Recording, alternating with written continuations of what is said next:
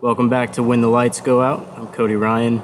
Today I'm going to show you how to make a little impromptu pot slash pan slash grill holder without having to do a bunch of bushcraft whittling. It only takes one cut.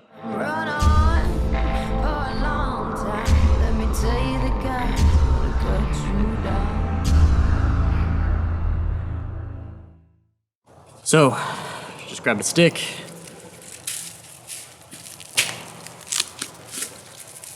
Showed you in other videos, this is called the cross draw, what I'm about to do here.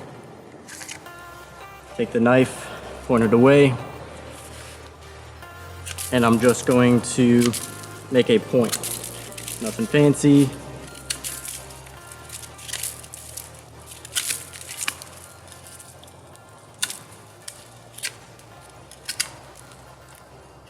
Alright, so there's our point.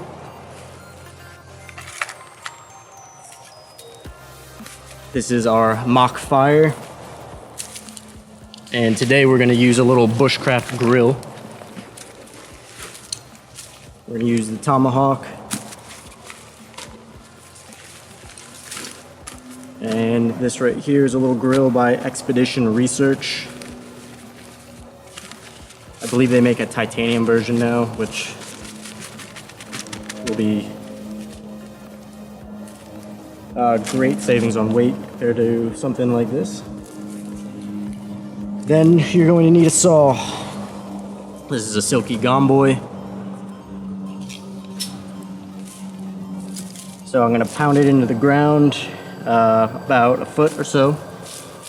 And I'm going to want the grill to sit over the fire. So I'm going to make my notch here.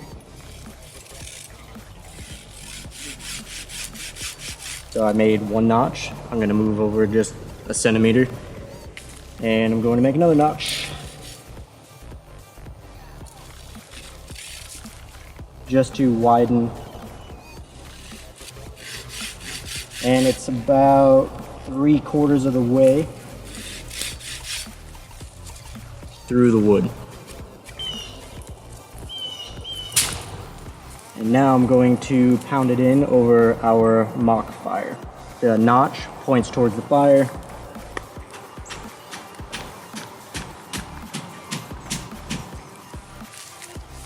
Then you're going to take your grill or pan handle, and you're going to wedge it in the slot. And then obviously make your adjustments accordingly. You can pound it in more. You can make a bigger stick, smaller fire, however you want to do it. But this gives you a stable platform. Word of advice, I would use something a little thicker than this to hold it. However, in a pinch, this will work.